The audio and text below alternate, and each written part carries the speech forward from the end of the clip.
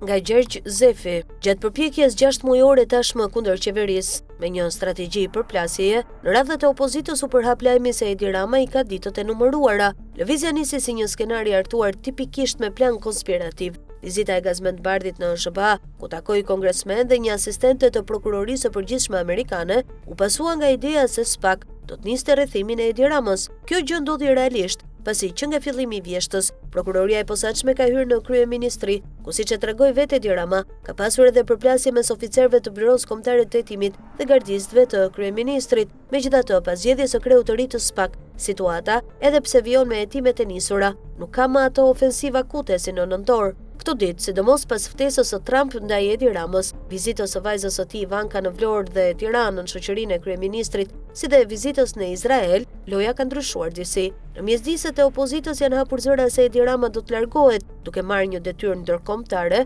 por pa u sqaruar se për çfarë bëhet fjalë. Ky është një zoj që riciklohet për vitesh, siç ndodhi edhe më parë, kur u tha se Rama mund të emërojë sekretari i përgjithshëm i NATO-s. Zërat janë përgjithënie më të zhurmshëm dhe artikulohen hapur nga njerëz pranë opozitës, të cilët po krijojnë edhe një forum për të bashkuar partitë e reja me atë të Sali Berishës. E gjithë kjo i ngjan një situatë absurde, të ngjashme me zërat e sirenave në mendjen e Odises dhe ushtarëve të tij gjatë udhëtimit mitik drejt Itakës. Pikërisht për këtë duket se Sali Berisha shkoi në Strasburg për të testuar kanalet ndërkombëtare pranë tij, kryesisht qarqet greke, por gjithçka u kthye në ankth, çka tregon se gjërat nuk po shkojnë siç ai i mendonte. Por cila është e vërteta në këtë lloj zërash që përhapen, pas sjell një pasqyrim real në zhvillimet politike? A ka një plan nga amerikanët për të ofruar një largim të butë Edi Ramës? Apo kemi të bëjmë me zëra të qëllimshëm të përhapur nga vetë kryeministri për të hutuar lëvizjen kundër tij? Fakti është se përplasja e Ramës me një gazetar grek gjatë një forumi në Abu Dhabi, si dhe replikat me kryeministrin Mitsotakis, treguan qartë se ka një përpjekje nga Athina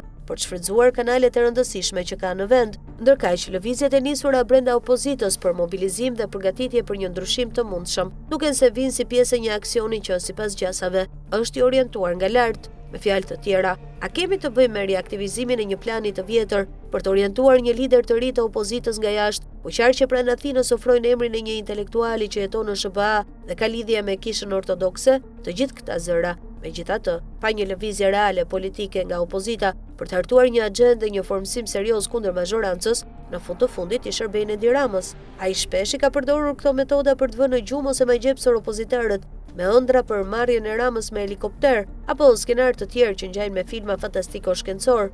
Rama, apo kushdo tjetër, rrëzohet vetëm nëse përballet me një antipod moral dhe intelektual në opozit, i cili përveç unifikimit dhe koherencës, arrin të ndërtojë aleancat e duhura edhe me pjesë të pakënaqura brenda mazhorancës. Kështu nis një proces real politik, me fazat e tij të qarta dhe me vullnet të shpallur. Të tjerat janë thjesht zëra sirenash për të trullosur opozitarët e dëshpëruar nga qëndrimi i gjatë në këtë pozicion. Për këtë, në fund të fundit, nuk ka faj askush tjetër veç vetë opozitës, jo qytetarët shqiptar, edhe pse ata mallkohen vazhdimisht si të blerë apo budallënj.